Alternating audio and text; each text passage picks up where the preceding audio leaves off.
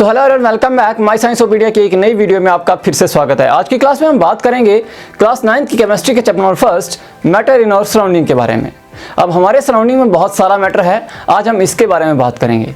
आज की क्लास की जहाँ तक बात है, इसमें हम पढ़ेंगे व्हाट इज मैटर, मैटर क्या होता है। उसके बाद हम बात करेंगे क्लासिफिकेशन ऑफ मैटर क्या चीज़ है, कैसे मैटर को क्लासीफाई किया जाता है। उसके बाद हम बात करेंगे फिजिकल नेचर ऑफ मैटर क्या चीज़ है।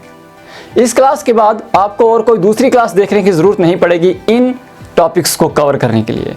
मैं आपको इतनी चीज़ें बता दूंगा कि आपको दूसरी क्लास में जाने की ज़रूरत नहीं पड़ेगी। इससे पहले अगर आपने अब तक हमारा चैनल सब्सक्राइब नहीं किया है तो चैनल को सब्सक्राइब कीजिए, बेल आइकन प्रेस कीजिए और ऑल नोटिफिकेशन ऑन कीजिए ताकि मेरी वीडियोज़ की नोटिफिकेशन से आपके फ़ोन की घंटी बजती रहे। तो चलिए आज की क्लास शुरू करते हैं। आज की क्लास का हमारा पहला जो टॉपिक है वो है मैटर क्या चीज़ है, व्हाट इज़ मैटर। हमारे आसपास हम देखते हैं बहुत सारी चीज़ें हमें दिखती हैं। हम खाना खाते हैं, सांस लेते हैं, हवा लेते हैं, पानी पीते हैं।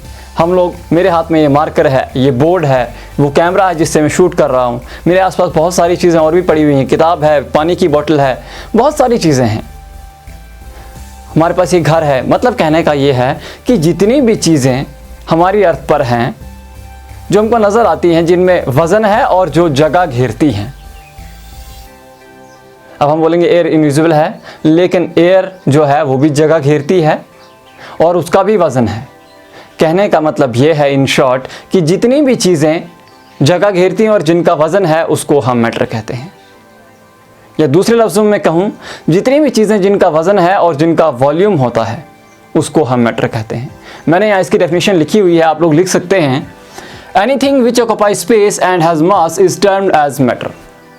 हर एक वो चीज़ जो जगह घेरती है और जिसका मास है उसको हम मैटर कहते हैं। In other words, anything which has mass and volume is called matter. दूसरे लफ्ज़ों में कहें तो हर वो चीज़ जिसका वजन होता है और जिसका वॉल्यूम होता है उसको हम मैटर कहते हैं। अब मैटर की क्लासिफिकेशन कैसे की जाती है, मैटर को कैसे क्लासीफाई किया गया है।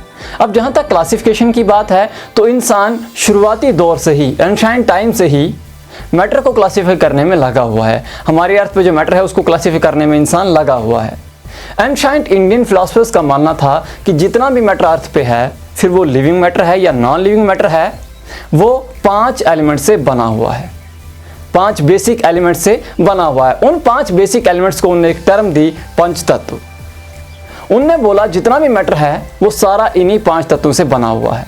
वो कौन कौन से तत्व हैं? उनने बोला वो हैं air, fire, earth, sky and water.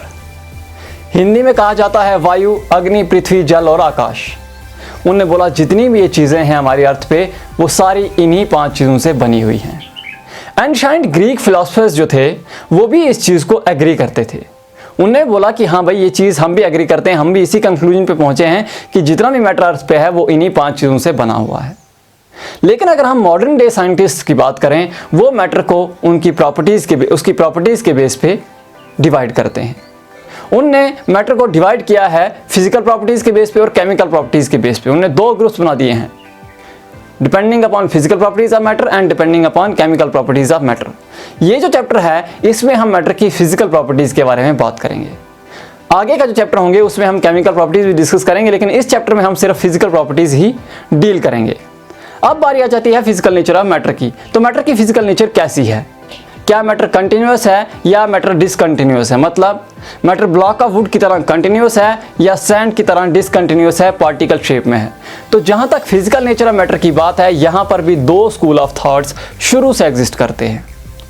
एक स्कूल ऑफ थॉट जिसको एरिस्टोटल एंड प्लेटो हेड करते हैं, उनका मानना था कि मैटर कंटिन्यूअस है लाइक ब्लॉक ऑफ वुड, और इसको हम इनफिनाइट नंबर ऑफ स्मॉलर सब डिविजन्स में डिवाइड कर सकते हैं। ठीक है, लेकिन एक जगह पे आकर ये थ्योरी अटक जाती है, वहां पर डिबेट शुरू हो जाती है इस थ्योरी पे। वो है कि सैंड के एक छोटे से ग्रैन को हम कितने छोटे छोटे स्मॉलर सब डिविजन्स में डिवाइड कर सकते हैं। यहां पर आकर ये थ्योरी अटक जाती है।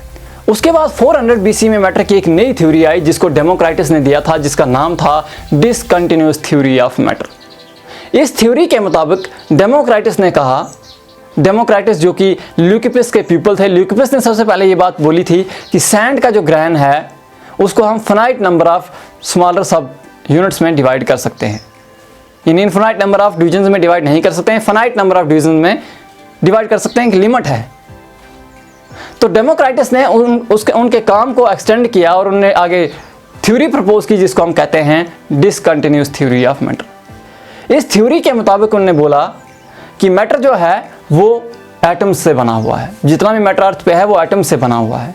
एटम्स जो हैं ये इनडिस्ट्रक्टिबल हैं और कॉन्स्टेंटली मोशन में रहते हैं। साथ ही साथ मैटर में जो एटम्स हैं उनके बीच में स्पेसेस भी होती हैं। ये चीज़ डिसकंटिन्यूअस थ्योरी ऑफ मैटर जो कि डेमोक्राइटस ने दी थी उसने ये चीज़ बताई। अभी जो थ्योरी है ये उस टाइम पे वैलिड नहीं मानी गई, उसको रिजेक्ट कर दिया गया। रिजेक्ट होने का कारण ये था कि उस टाइम पे एरिस्टोटल को ज़्यादा सीरियसली लिया जाता था, एरिस्टोटल को ज़्यादा बेहतर अथॉरिटी माना जाता था।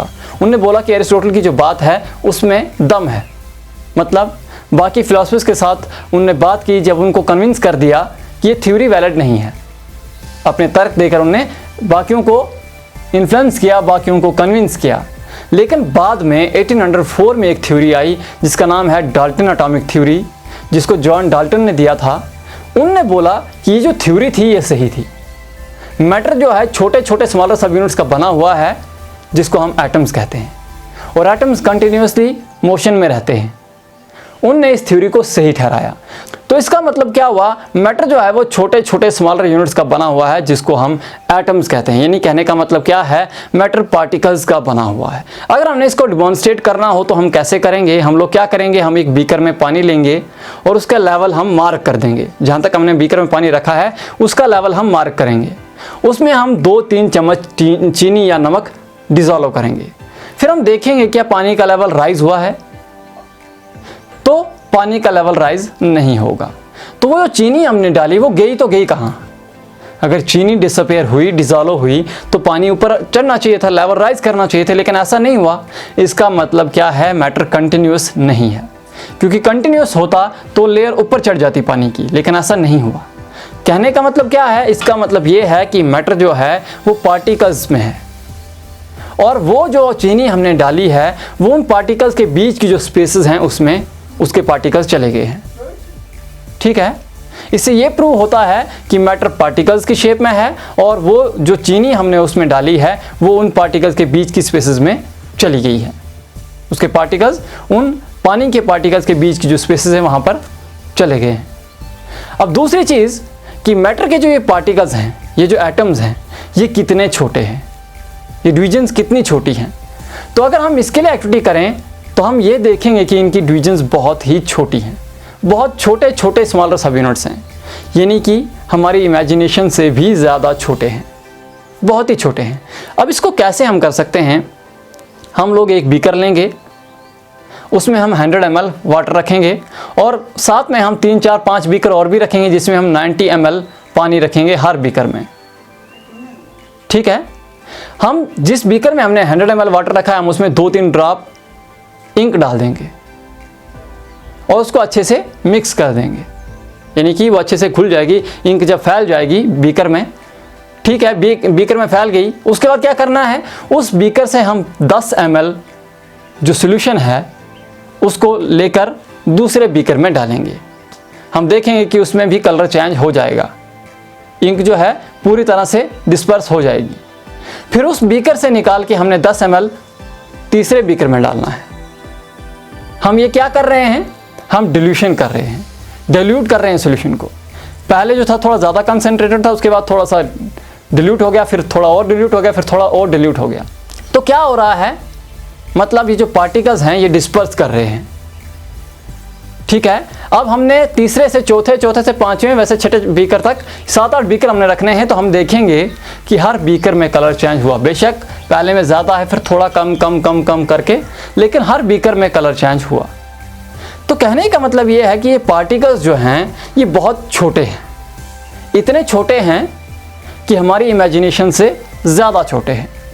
तो इससे हमें प्रूव हो गया कि मैटर जो है वो पार्टिकल्स का बना हुआ है, और पार्टिकल्स का साइज़ बहुत ही छोटा है, बहुत ही टाइनी है, हमारी बियॉन्ड द इमेजिनेशन छोटा है। तो आज की क्लास में इतना ही, लेकिन जाने से पहले वीडियो को लाइक करें, कमेंट करें और शेयर करें ताकि ज़्यादा से ज़्यादा लोगों तक ये वीडियो पहुंच पाए। और साथ ही साथ अगर आपको बुक्स लेनी है जिससे मैं अपना मटेरियल कंपाइल कर रहा हूं, तो उसके बाइंग लिंक्स मैंने आपको वीडियो डिस्क्रिप्शन में दे रखे हैं। एनसीईआरटी की किताब है, अरिहंत पब्लिकेशन की बुक है और एसचंद पब्लिकेशन की बुक है। तीनों किताबें बहुत अच्छी हैं, मैं खुद पढ़ रहा हूँ इन तीनों किताबों को, तो बहुत अच्छी किताबें आप ले सकते हो। फिलहाल अभी के लिए अलविदा, फिर मिलता हूँ एक नई वीडियो में।